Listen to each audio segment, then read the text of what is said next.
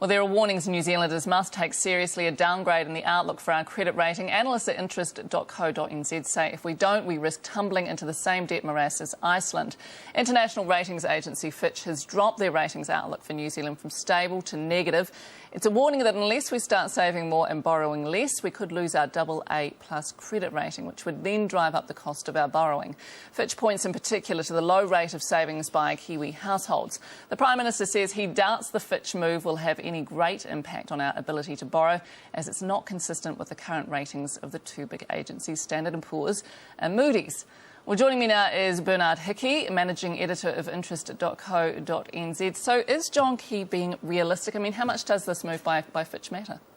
Well, he is gilding the lilies somewhat. Fitch is one of the big three. It's not as big as Moody's and Standard & Poor's, but it is a red flag in front of international investors that, hey, there's a problem here with New Zealand.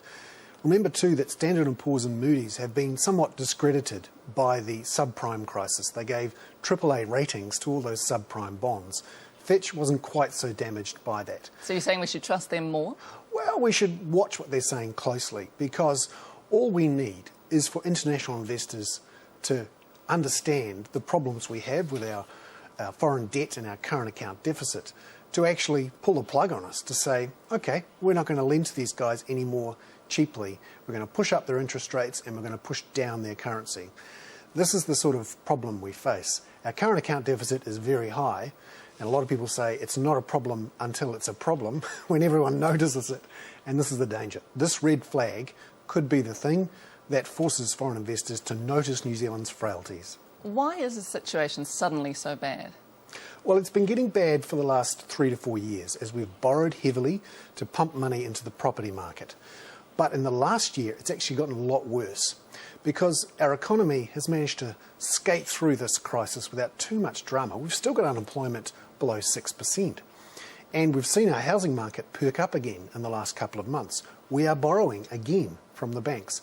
We're making the same mistakes again, which is borrowing and spending and investing in property rather than saving and investing in productive assets. And I guess those two areas that you mentioned are of great concern too. Unemployment's set to rise, and housing, are we looking at an early move back into housing? Is that, I mean, that's a big concern, that's the thing. In the last 2 to 3 months, a lot of people have jumped back into housing because they believe it's the safest place to be, and they believe prices for houses always go up. But they are overvalued, and it's been shown over the last 3 or 4 years that we have pushed a lot of money into housing at the expense of pushing it into exporting, and that's our problem. We're spending a lot more than we're earning. OK, Alan Bollard and Fitch are both saying we need to look at our household savings. What exactly do we need to do? Frankly, we need to spend less. So less big screen TVs, less SUVs, less cafe lattes, and we need to save more. It really means a lower standard of living for most New Zealanders for some time to come while we reduce that debt. It's like anything. When your credit card bills are too high, you stop spending. And at the moment, we're actually using our credit card to pay the interest on the mortgage as a nation. We're just not good at saving, though, are we? I mean, how realistic is this message? Are we going to follow it? Well, the danger here is that instead of slowing the car down and dodging the brick wall, we're actually accelerating into the brick wall. And that brick wall is a credit rating downgrade and a loss of confidence by foreign investors. This is another warning signal that we should slow down. At the moment, it looks like we're making the same mistakes again, and that's what Alan Bollard was warning about earlier this week. OK, how much help will KiwiSaver and the New Zealand Super Fund be then? There'll be a bit of a help, and we've saved about $20 billion there. But you've got to remember, the Australians, for example, have saved $1 trillion. That's $1,000 million. So we've got an awful lot to do. We also have a foreign debt that's now over 100% of GDP in net terms. You've got to remember, so $20 billion of savings compared to $160 billion of GDP, we've got so much to go. And it really means we have to pull our heads in. At the moment, though, there aren't that many signals to consumers to say, don't save. We've actually got interest rates very low. And I think at some stage, interest rates will have to rise.